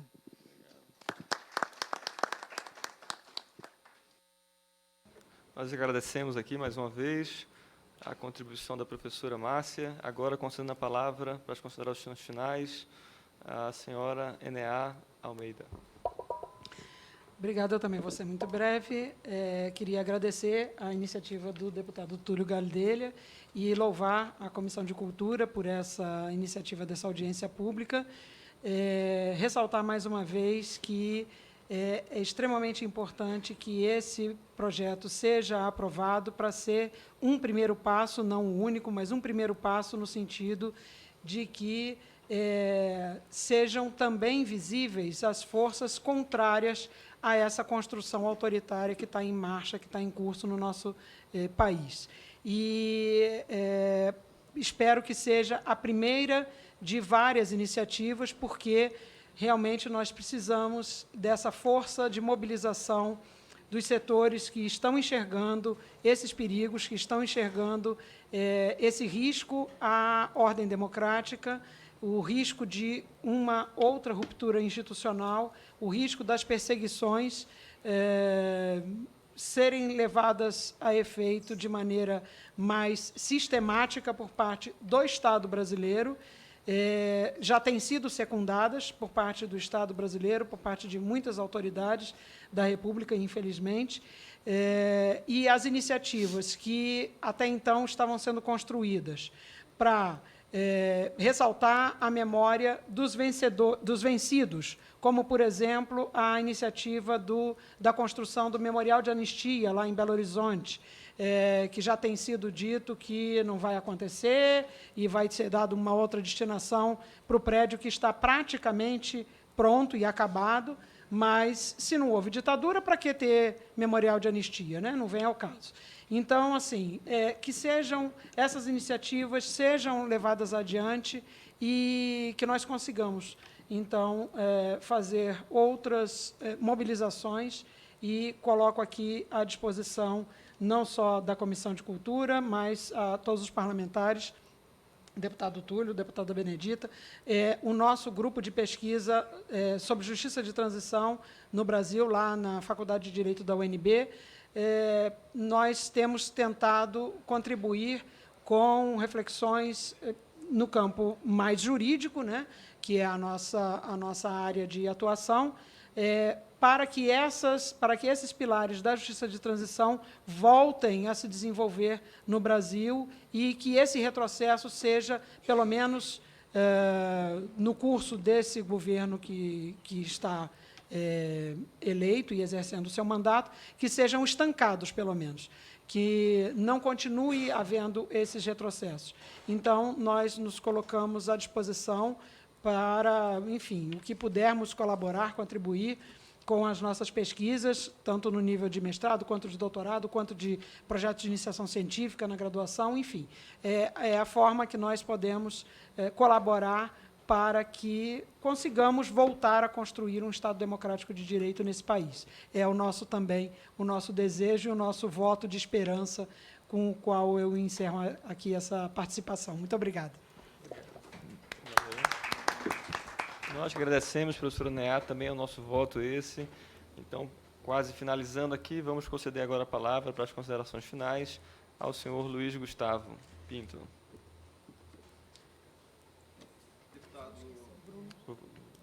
Deputado Gadelha, agradecemos em nome da OAB a participação, estamos sempre à disposição. E lembro mais uma vez a herança cultural ela também é feita através de cicatrizes. Mas precisamos estancar de vez essas feridas futuras. Então, essa PL vem bem para o momento, né? E a OAB sempre estará lutando pelo Estado democrático de direito. Obrigado. Muito obrigado. Muito obrigado pela presença também, senhor Luiz. Para finalizar, então, concedemos a palavra ao senhor Bruno Leal. Bom, agradeço mais uma vez o convite para estar aqui, deputado Túlio Gadelha, aos demais presentes. Faço questão de sublinhar que tanto eu quanto os meus colegas do Departamento de História da Universidade de Brasília temos total disponibilidade para contribuir com as relevantes questões que são aqui enfrentadas, e que não são poucas. Eu acho que nós vivemos um momento que é um momento de alerta, um momento perigoso para as instituições democráticas, mas tudo passa, não sabemos a que custo social, político nós teremos, mas tudo passa. Nesse momento de debate, eu lembrei muito de um livro chamado É Isto um Homem, do químico Primo Levi, sobrevivente ao campo de concentração e extermínio de Auschwitz. E Primo Levi escreve nesse livro que o Terceiro Reich, o totalitarismo, é uma forma de anticriação. E eu acho que a gente só consegue combater esse nível de barbárie e de autoritarismo com o exato oposto, que é o movimento de criação. Então, nós necessitamos, nesse momento, de reflexão, mas nós precisamos discutir ideias, nós precisamos de cultura, porque essa é a força de criação. E aí, como uma sugestão para casa, me vem sempre à cabeça, quando eu discuto ditadura, o caso do Museu da Memória e dos Direitos Humanos do Chile, que é uma iniciativa que honra a dignidade das vítimas do regime militar, que honra as tradições democráticas do país, e que eu acho que pode servir de um modelo para que nós pensemos a questão da democracia e do respeito à Constituição no nosso país. É isso. Bem, agradeço aos senhores convidados pela valiosa contribuição para a discussão deste tema.